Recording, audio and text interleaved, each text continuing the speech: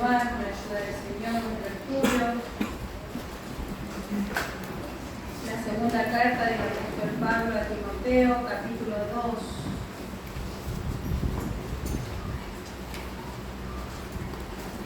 Segunda carta del apóstol Pablo a Timoteo. Vamos a leer en el capítulo 2, desde el verso 16, para dar sentido a nuestra meditación. Capítulo 2, desde el verso 16.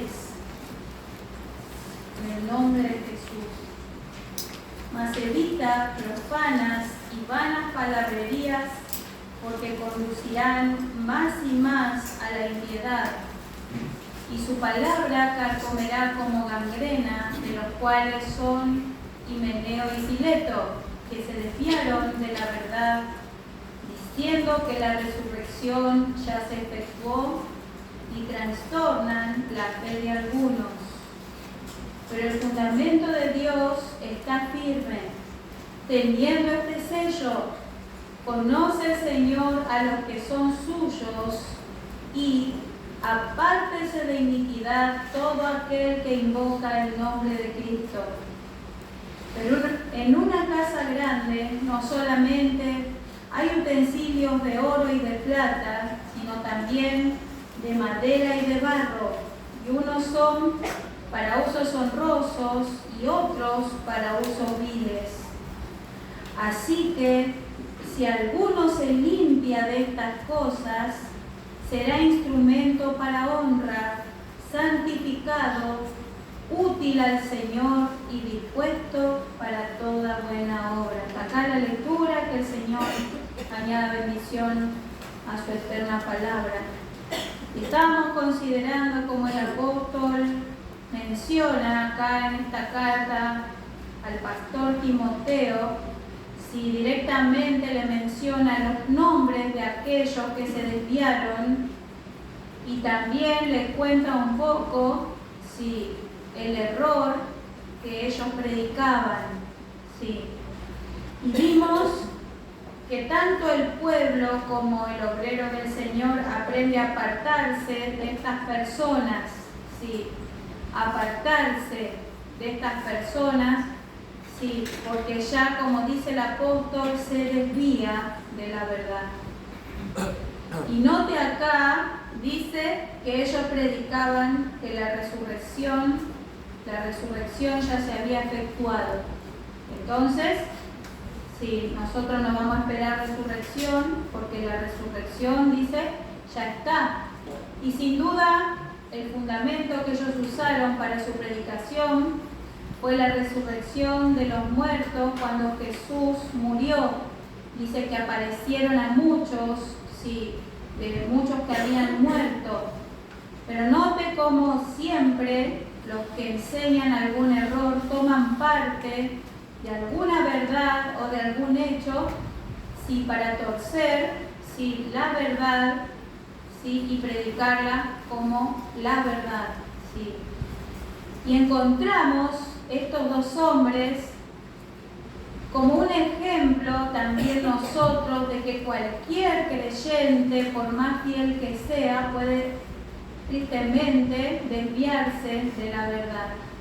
Siempre, y ya estudiamos, que Pablo preparó a varios obreros y que 7, decía nuestro maestro, salieron bien.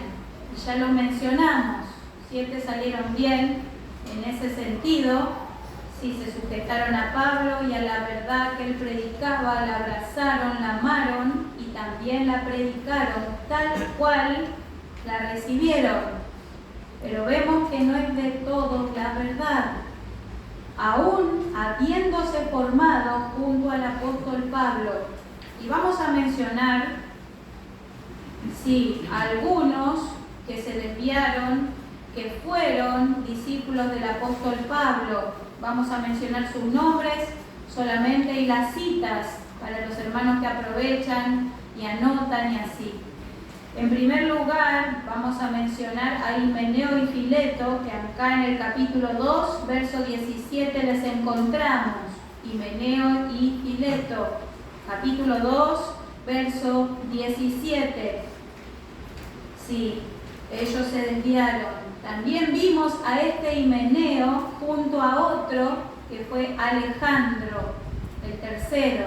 Himeneo, Fileto, también encontramos a Himeneo y Alejandro. El mismo Himeneo, no es otro.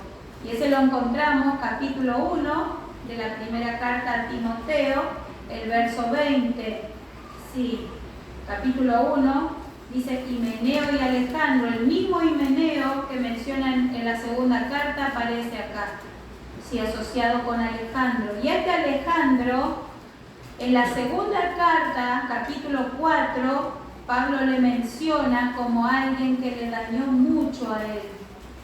Segunda Timoteo, capítulo 4, este Alejandro, sí, le causó mucho daño y dolor al apóstol Pablo. Dice capítulo 4, el verso 14, es el mismo Alejandro.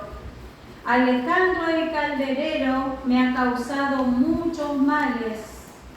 El Señor le pague conforme a sus hechos. Guárdate tú también de él, pues en gran manera se ha opuesto a nuestras palabras. Note, hermano, que este no era un predicador que vino de otro lado. Este era uno que se formó junto a Pablo. Sin embargo, Pablo dice, me ha causado muchos males. Y dice a Timoteo, guárdate de él.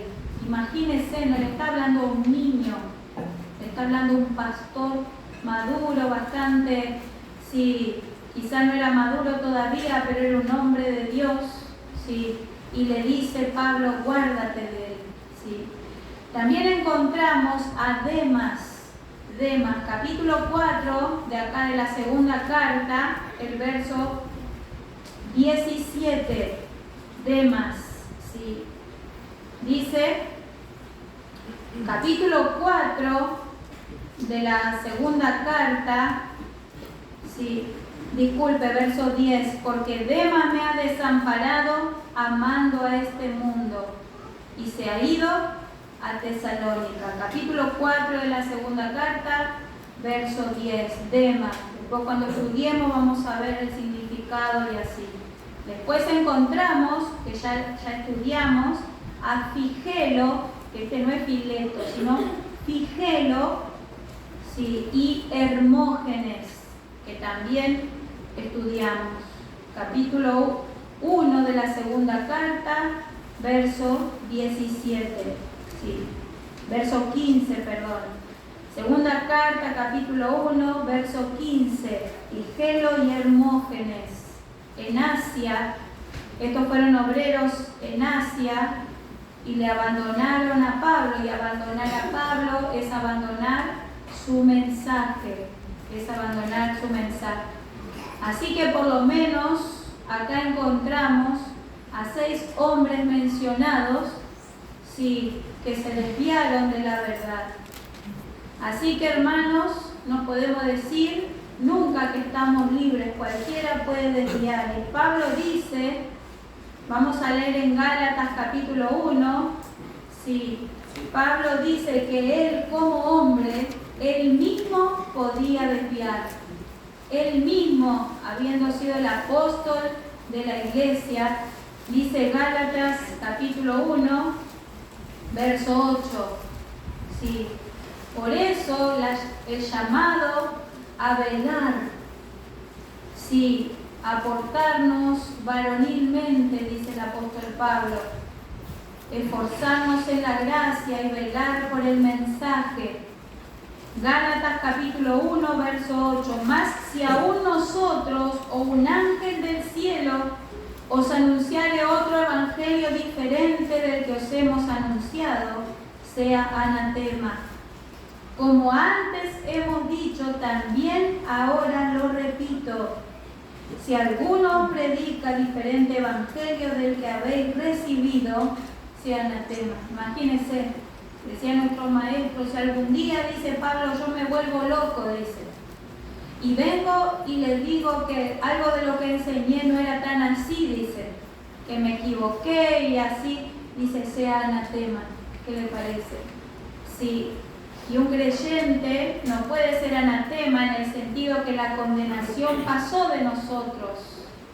Sí, pero un creyente que conociendo la verdad predica error es el que es más responsable delante de Dios. Que habiendo conocido la verdad se desvía, es el que mayor peso llevará un día cuando esté delante del juez. Por eso nosotros, que conocemos la verdad, tenemos que mirar por nosotros mismos, con la ayuda del Señor, por seguir con la verdad hasta el fin. Y acá el apóstol, volviendo en nuestro capítulo, el verso 19, acá el apóstol Pablo trae estos versos como un contraste con el error que predicaron Himeneo y Fileto. El apóstol Pablo va a hablar acá como un contraste, por eso dice pero el fundamento de Dios está firme. Sí, lo va a presentar como un contraste con el error de Himeneo y Fileto. Porque cuando hay mucho error dispersado en medio de la iglesia de Dios, puede haber dudas con respecto a quién sea hijo de Dios y quién no, quién sea salvado y quién no. Sí, puede haber dudas.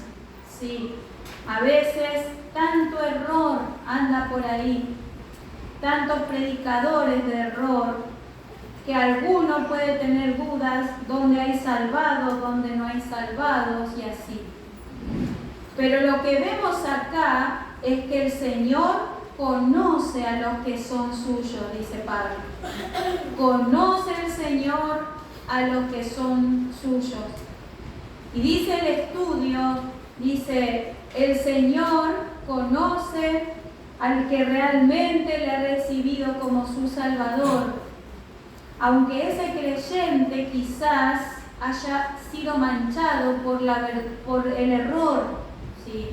Aunque ese creyente quizás haya sido manchado, su conciencia por el error y su carrera espiritual haya sido impedida, ¿sí? Pero el Señor le conoce como suyo, ¿sí? ¿Qué le parece? ¿Y por qué? Si el Señor le conoce como suyo, sí, porque dice, el fundamento de Dios está firme, el fundamento de Dios. ¿Y quién es el fundamento de Dios? Cristo es el fundamento de toda verdad, dice el estudio. Cristo es el fundamento de toda verdad y toda merecida esperanza. El Señor conoce a los suyos y el fundamento de Dios está firme, a pesar que se predica error, a pesar que hay muchas asambleas contaminadas.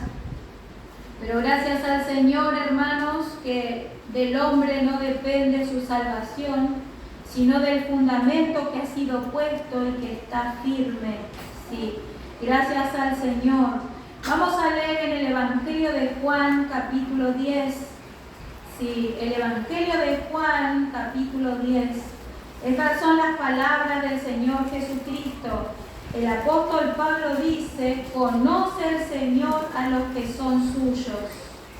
Y dice en Juan, capítulo 10, el Señor Jesucristo en el verso 27, Juan, capítulo 10, verso 27, dice, mis ovejas oyen mi voz, y yo las conozco y me siguen. ¿Qué le parece? Yo las conozco, dice. Hemos oído la voz del Señor cuando nos ha llamado para salvación. Y a pesar de que muchos se hayan apartado, y muchos también, sí, hay duda quizá en medio de la cristiandad de cuál sea salvado y cuál no, delante del ojo del hombre, pero el Señor conoce a los que verdaderamente son de Él. Dice, yo conozco a mis ovejas, yo conozco a mis ovejas. Y dice también el verso 29, mi Padre que me las dio es mayor que todos y nadie las puede arrebatar de la mano de mi Padre. El Señor presenta la eterna seguridad del creyente, sí. Y este es el fundamento, Cristo mismo es el fundamento, sí, de Dios. Dios puso, vamos a ver ese pasaje tan conocido en Isaías. Por eso, hermanos, la iglesia de Dios es indestructible. Por eso el salvado no puede ser condenado, porque el fundamento de Dios está firme. Isaías capítulo 28, el verso 16. ¿Sí? Si es un cristiano verdadero, el Señor lo conoce. ¿Sí? Y dice, por tanto, Jehová el Señor dice así, Isaías 28, 16. He aquí que yo he puesto en Sión por fundamento una piedra probada, angular, preciosa, de cimiento estable. El que creyere, no se apresure. Y eso para salvación en primer lugar. Nuestra salvación no descansa sobre nuestro conocimiento de la verdad o sobre nuestro conocimiento, sí, de lo que el Señor hizo, solamente de haber creído y aceptado a Jesús como el Salvador. Nada más. Haber creído en el fundamento que Dios puso. ¿Qué le parece, hermano, lo que es la salvación del creyente? Y dice acá, el que creyere, acá dice no se apresure. Pero otra versión dice, el que creyere no será perturbado. El que creyere no será perturbado. Otra versión dice, no será sacudido. Sí. Otra versión dice, el que creyere no andará desorientado. Porque conocemos a nuestro pastor, Él es nuestro Salvador. Gracias al Señor que este cimiento es estable. Sí, Él es el fundamento y sobre Él, hermanos, nosotros estamos firmes. Nuestra salvación está firme en Él. Sí, imagínense cómo el apóstol presenta, porque a pesar del falso, podemos decir de muchos falsos que andan por ahí predicando y de muchos creyentes, malos obreros que se desvían y predican error, el fundamento de Dios sigue firme. ¿Qué le parece, hermano? Sí, como vamos a ver, quizá va a perder la recompensa por haber predicado error. Quizás sí el creyente que es formado con el error no crece, es impedido su crecimiento total, pero el fundamento de Dios está firme. ¿Qué le parece? Sí. Por eso Jesús dijo, y vamos a ver el Evangelio de Mateo, también son pasajes que se suelen leer, pero vamos a ver en Mateo capítulo 16. Por eso el creyente, hermanos, no tiene que dar lugar a esos pensamientos de que no es hijo de Dios. No tiene que dar lugar a esos pensamientos, porque el fundamento de Dios está firme. Por más que yo fracase, que usted fracase, que se equivoque, que se desvíe y después vuelva, no importa, el fundamento de Dios está firme. Y nuestra entrada en las moradas eternas del cielo no depende de lo que nosotros podamos hacer o saber, no, sino del Salvador, nuestro Señor Jesucristo. Sí. Y dice en Mateo capítulo 16, verso 18, dice Jesús, y yo también te digo que tú eres Pedro, y sobre esta roca edificaré mi iglesia, y las puertas del Hades no prevalecerán contra ella. Jesús, hablando de sí mismo, le dice a Pedro, sobre esta roca. Esa roca que Isaías dijo, Dios dijo 750 años antes de la venida de Jesús, Dios dijo, he puesto en Sión una piedra. ¿Qué le parece? Para Dios ya era un hecho y Jesús dice por fe, sí, hace mención de la iglesia y dice, Mi iglesia va a estar edificada sobre mí mismo, dice Jesús. Por eso las puertas del Hades no prevalecerán contra ella. Y el Hades era el lugar de muertos. Sí, el Hades, sí, precisamente habla del lugar de muertos. Sí, también nos habla de condenación en ese sentido. Sí, ni la muerte ni la condenación tiene potestad sobre la iglesia de Cristo. ¿Qué le parece? Sí, por eso el apóstol Pablo dice, hablando a los corintios, mirando, sí, que los muertos en Cristo van a ser resucitados y los vivos van a ser transformados. El apóstol declara una gran verdad, declara la victoria de Cristo sobre este enemigo, que es la muerte. Vamos a ver en la primera carta a los Corintios, el capítulo 15. La muerte, tal cual es, sí, que nos habla de la condenación especialmente, ya no tiene potestad sobre el Hijo de Dios. La muerte solamente afecta al cuerpo, pero este cuerpo solamente es para esta vida. Pero la muerte, si no tiene potestad sobre el creyente en Cristo Jesús. Por eso el apóstol dice en la primera carta a los Corintios, el capítulo 15, y dice el apóstol Pablo, el verso 55, ¿dónde está, oh muerte, tu aguijón? ¿Dónde, oh sepulcro, tu victoria? ¿Por qué? Porque la víctima del sepulcro, que era el Señor Jesucristo, ya se escapó de él, decía nuestro maestro. ¿Qué le parece? Sí, el sepulcro no le pudo retener al autor de la vida. Sí, dice que al tercer día el Señor Jesucristo resucitó y como también expresa Pedro, dice, sueltos los dolores de la muerte, porque era imposible que éste fuese retenido por ella. El Hijo de Dios, el autor, el dador de la vida, natural y espiritual, ¿quién le podía detener? Sí, ni la muerte misma, ni Satanás, ni sus principados, ni sus potestades. Él es el Salvador de la iglesia. Y donde está el Salvador, ahí estará su cuerpo, en el paraíso, en el tercer cielo. ¿Qué le parece? Ahí está Él. Por eso, hermano, decía nuestro maestro, no se puede separar a un salvado de su Salvador, porque tienen la misma vida. Así que cuando el creyente pasa de esta vida, va a donde pertenece. ¿Qué le parece? La muerte solamente toca el cuerpo, pero no va a dañar la vida de Cristo, no va a dañar la vida espiritual, no es tocada por la muerte, por la enfermedad, por la debilidad, no es tocada, hermano, esta vida divina que hemos recibido por Él. Por eso dice la palabra, el fundamento de Dios está firme y este es el sello.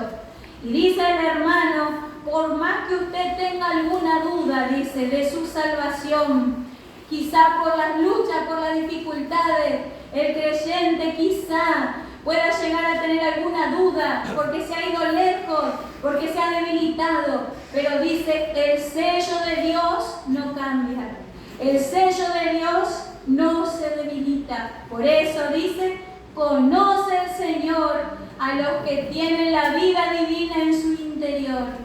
Él conoce y nos llama por nuestro nombre. ¿Qué le parece? Y esa nueva creación que está en usted y en mí, dice que corre hacia el cuello de Dios y le dice, papá, papá, dice, le reconoce, tiene confianza, ese es su Padre, corre hacia Él. Y ese, hermano, es lo que el Señor nos ha dado. Por eso el creyente, hermano, no tiene temor. Sí, nosotros que estamos bajo este mensaje, hermanos, no podemos dudar de nuestra salvación. No podemos dudar y a veces decimos, pero en este mensaje, ¿qué ¿quién va a dudar? Pero las maquinaciones del enemigo son muy grandes. Y a veces el creyente se encuentra dudando si es hijo, si es amado, si es perdonado, si el Señor le ha perdonado, si el Señor se ha olvidado. Sí, tenemos que saber, hermano, que el fundamento de Dios está firme. Si usted un día ha recibido a Jesús como su Salvador, como su Señor, por más que lo haya hecho a los 7, a los 8 años, después se haya apartado, eso no importa porque no depende de usted, depende del Salvador. Por eso dice el hermano, ¿quién es responsable por esto? Dice, Dios es responsable, dice. Él es responsable y capaz de cuidar a cada uno que ha sido lavado por la sangre de su Hijo. ¿Qué le parece? Él es responsable de guardar, de cuidar a cada uno de nosotros. Por eso vamos a ver en Efesios el capítulo 6. Y este pasaje tenemos que usar cuando el enemigo nos quiere hacer dudar. Me impresionaba porque el estudio decía, Satanás procura que muchos creyentes duden acerca de quiénes son. Porque cuando el creyente duda que es un hijo de Dios, entonces no va a querer apropiarse de la provisión hecha en el Calvario, que fue ganada y guardada en los lugares celestiales. No se va a animar, porque va a decir, no, quizá no sea para mí. Sí, porque esa es para los hijos. Y Satanás es astuto, y como él es un usurpador, y no quiere que gocemos nuestra herencia, él nos quiere robar, entonces procura que tengamos duda de quiénes somos. Por eso el apóstol en el capítulo 6 de Efesios dice el verso 14, estad pues firmes, ceñidos vuestros lomos con la verdad y vestidos con la coraza de justicia. Satanás tira su flechazo y nos quiere hacer dudar en que tenemos la justicia de Cristo en nuestro interior, que tenemos la vida divina en nuestro interior, de que somos hijos de Dios. Y dice el estudio, Satanás halla falta en nosotros, y nos dice al oído, halla falta, busca en nosotros para acusarnos. Y decir, no, vos no merecés, vos no sos hijo, vos no sos hija, vos no sos amado. Imagínese, hermano, tanto puede perturbar el enemigo a un creyente que le hace dudar así. Y entonces el creyente se siente nada, se siente poco, se siente inservible, se siente un fracaso. Pero esa es la obra de Satanás. ¿Qué le parece? Pero dice que nosotros tenemos que vestirnos con la coraza de justicia, así tomando, dice, el ejemplo del Señor Jesucristo cuando Él estaba en la tierra. Vamos a leer en Isaías capítulo 59. Así el Señor Jesucristo es nuestro ejemplo y lo que Él hizo, nosotros también hacemos por la fe en Él. Isaías capítulo 59, verso 16. También hablando del Señor Jesucristo. Dice Isaías 59, 16. Y vio que no había hombre, y se maravilló que no hubiera quien se interpusiese, y lo salvó su brazo, y le afirmó su misma justicia. Pues de justicia se vistió como de una coraza, con yelmo de salvación en su cabeza. Tomó ropas de venganza por vestidura, y se cubrió de celo como de manto. Acá encontramos al Señor como Él dice que se presentó delante del enemigo. Así Él batalló, dice. Si en el caso del Señor Jesucristo, sí, Él tenía su propia justicia. Sí, Él tenía su propia justicia. Por eso dice, le afirmó su misma justicia. Su propia justicia le sustentó. Pero en nuestro caso, nosotros nos apropiamos de la justicia de Él. No es nuestra, sí, No es nuestro mérito la justicia que tenemos, son los méritos de Él. Por eso dice que nosotros tenemos que vestirnos así también de la coraza de justicia. Y dice el hermano, si le vencemos al enemigo por la fe en la sangre de Jesús, que compró nuestra justificación. ¿Qué le parece? Le vencemos al enemigo. Cuando viene con esos pensamientos de que no somos hijos, nosotros creemos que la sangre de Cristo nos ha comprado, nos ha lavado, nos ha hecho justos. Sí, por eso nos fue dada la justicia de Jesús. Dice en Apocalipsis capítulo 12, vamos a leer. Sí, Apocalipsis capítulo 12. Y note también los santos del tiempo del fin que van a tener victoria. Sí, y dice el verso 11 de Apocalipsis capítulo 12, dice, y ellos le han vencido por medio de la sangre del Cordero y de la palabra del testimonio de ellos, y menospreciaron sus vidas hasta la muerte. Y así hoy nosotros vencemos por medio de la sangre del Cordero. Esa sangre es la garantía de nuestra victoria. Y nosotros tenemos que creerlo, hermanos. Tenemos que creerlo y levantarlo en el rostro del enemigo. Que somos comprados, lavados, justificados por los méritos de Él. Y declaramos la palabra del testimonio. Lo declaramos en la faz del enemigo. Y algunos creyentes pueden decir, pero esto está de balde porque nosotros ya sabemos. Déjeme decirle que a muchos Satanás les lucha con su calidad de hijo y les hace pensar que nunca van a salir de su condición, pero el Señor conoce a los suyos.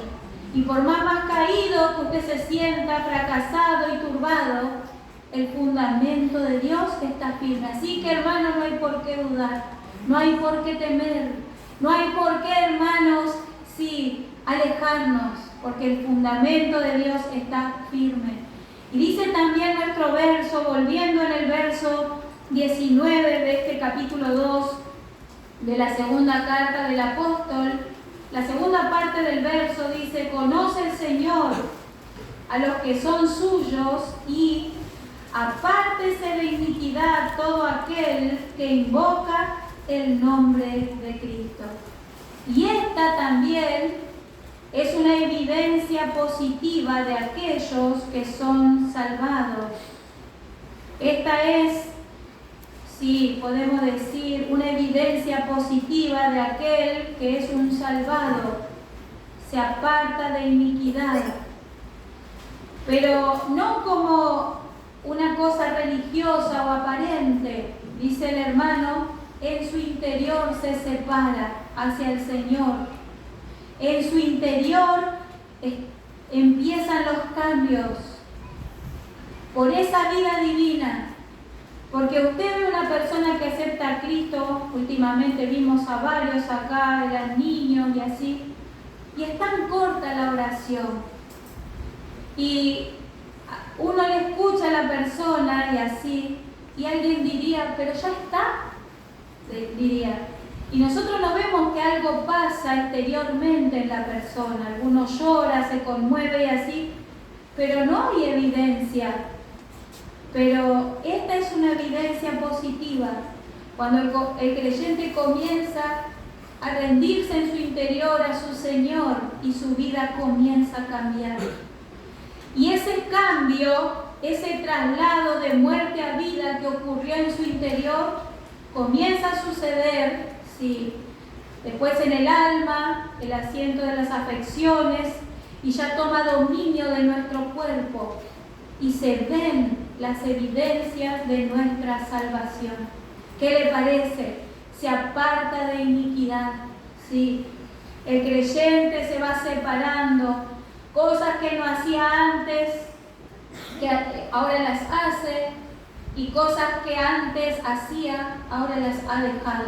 Pero no porque alguien le obligó, no por una regla, sino por la vida en su interior. Y esa es la capacidad.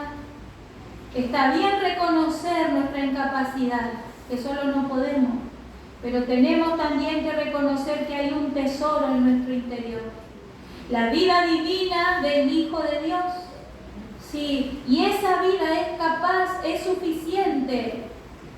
Puede crecer por la obra de la palabra del Espíritu Santo a medida que nos rendimos y nos lleva a apartarnos de iniquidad. Qué lindo, hermano. Vamos a leer en la primera carta de Juan. La primera carta de Juan, el capítulo 2, dice el hermano: porque un impío, dice, no puede agradar a Dios. Sí. Entonces, si nos apartamos verdaderamente de iniquidad y agradamos a Dios, es una evidencia de que no somos impíos, sino de que somos creyentes. Sí. Y dice en la primera carta de Juan, capítulo 2, el verso 29, si sabéis que Él es justo, sabed también que todo el que hace justicia es nacido de Él. ¿Qué le parece? Esta es la evidencia que hemos nacido de Dios, que podemos practicar la justicia, que podemos apartarnos del pecado, de la iniquidad, porque solos no podríamos. Como se leyó en estos días, las cosas que hacen los religiosos tienen reputación de piedad, apariencia, sí, pero realmente, sí, no es una obra verdadera. Es toda una apariencia, pero en su interior no tiene valor contra la vieja creación. Sí, pero si estamos apartándonos verdaderamente, entonces, hermanos, si algunas cosas hemos dejado, es una evidencia positiva de que somos de Dios. ¿Qué le parece? Porque la vieja creación, ni la vieja creación del creyente puede hacer justicia. ¿Qué le parece? Ni la vieja creación del creyente puede hacer justicia. Entonces, gracias al Señor, sí, porque la palabra, hermano, nos da seguridad. Y si estamos apartándonos del pecado, de la iniquidad, es por la vida que está en nuestro interior. Esa vida poderosa que si la alimentamos va creciendo, va siendo transformada de gloria en gloria, dice. ¿Qué le parece? Ya cambia nuestro pensar, nuestro modo de ver las cosas, nuestra actitud frente a los problemas. Todo cambia cuando vamos creciendo. Por eso dice el apóstol Pablo que es una evidencia: apártese de iniquidad todo aquel que invoca el nombre de Cristo. Y dice un poquitito más, vamos a leer el verso 20, dice: pero en una casa grande no solamente hay utensilios de oro y de plata, sino también de madera y de barro, y unos son para usos honrosos y otros para usos viles.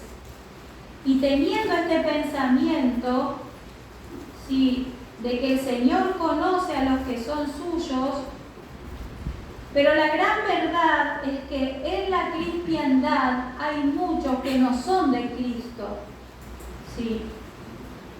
Porque de esto nos habla la casa grande, habla de toda la cristiandad. ¿Qué es la cristiandad? Son todos aquellos que profesan, sí, ser seguidores de Cristo, cristianos. Dentro de la cristiandad se encuentran los verdaderos cristianos, que son, sí, los que han recibido a Jesús verdaderamente, pero también dentro de la cristiandad se encuentran los profesantes, sí, o sea, que dicen creer en Jesús, dicen haberle aceptado, hablan de Jesús, hablan del Padre, hablan de la deidad, pero no tienen un nuevo nacimiento. Y especialmente acá el apóstol Pablo va a hablar de los obreros de esta casa. ¿Sí?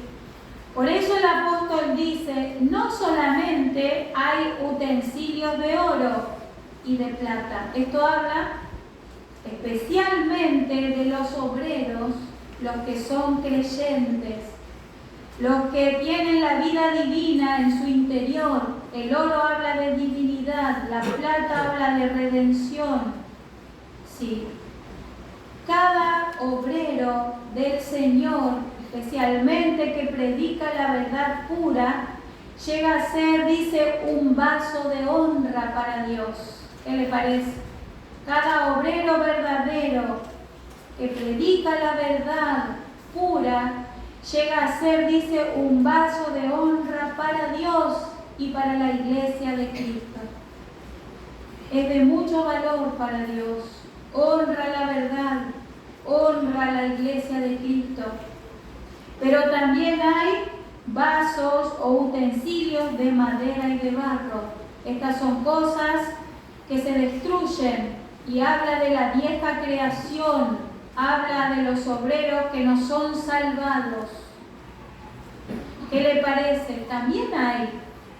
Y lo triste del último tiempo, que aún en las iglesias evangélicas hay obreros profesantes.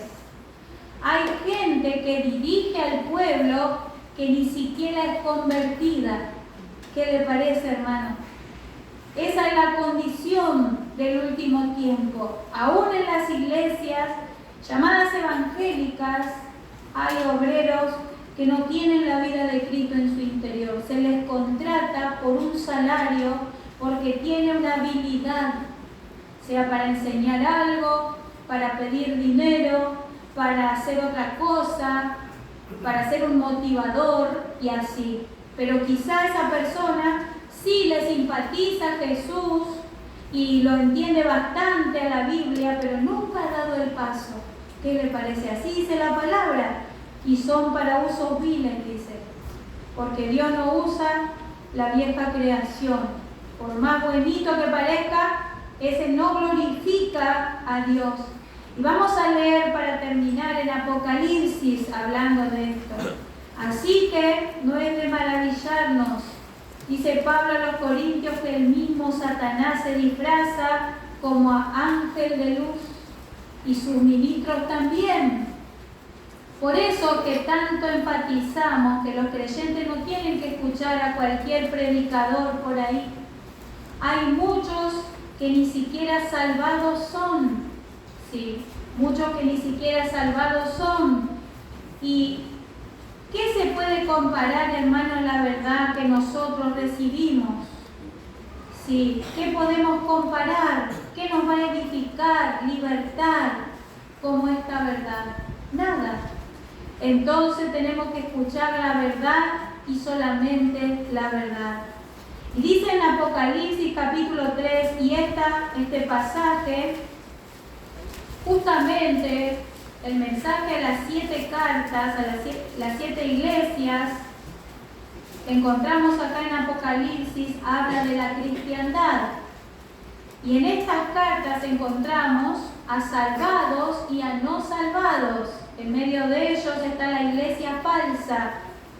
También lo que se le llama el protestantismo, que vamos a leer ahora en el capítulo 3. Y dice el verso 1, escribe al ángel de la iglesia en Sardis, el que tiene los 7 espíritus de Dios y las 7 estrellas, dice esto: yo conozco tus obras, que tienes nombre de que vives y estás muerto. Imagínense, tienes nombre de que vives. La iglesia de Jesucristo se hace llamar. Sí. O predica así de Jesucristo, habla de la deidad. Sí. Y especialmente, por ejemplo, hay naciones que se hacen llamar cristianas o protestantes y tienen sus iglesias oficiales avaladas por el Estado, y usted dice, qué bien, ellos sí siguen bien porque son seguidores de Martín Lutero, que él era un creyente muy comprometido, y así sí es cierto. Martín Lutero fue un creyente, predicó la seguridad eterna, pero al pasar el tiempo, esa iglesia se fue entrando en una forma nomás. Y muchos que están están por una mera religión, ni siquiera son salvados. Sí, ¿qué le parece? Y se hacen llamar cristianos, pero no son. Y dice el juez que tiene el ojo escrutador, dice, como llama de fuego, tienes nombre de que vives, dice, pero estás muerta. ¿Qué le parece, hermano? El juez no es engañado por las apariencias ni los nombres de las organizaciones. Sí, por eso nosotros también aprendemos a mirar como Dios ve. Y sin duda entre ellos hay algunos, sí, como dice el verso 4, pero tienes unas pocas personas en Sardis que no han manchado sus vestiduras y andarán conmigo en vestiduras blancas porque son dignas. Hay algunos salvados, pero la mayoría, sí, son solo profesantes. Y así con los obreros del Evangelio. Por eso, sí, tenemos que ser sabios. Sí, tenemos que ser sabios. La casa es grande. Y hay muchos vasos, pero gracias al Señor por los vasos de honra. Sí, que el Señor ha usado en todo tiempo para edificación de su iglesia. Sí, hasta acá nomás para seguir con la ayuda del Señor. El viernes que viene pido oración por mí, también por mi salud. El Señor me dé una liberación completa, que me ayude a tomar completamente. El Señor bendiga, hermano, a cada uno.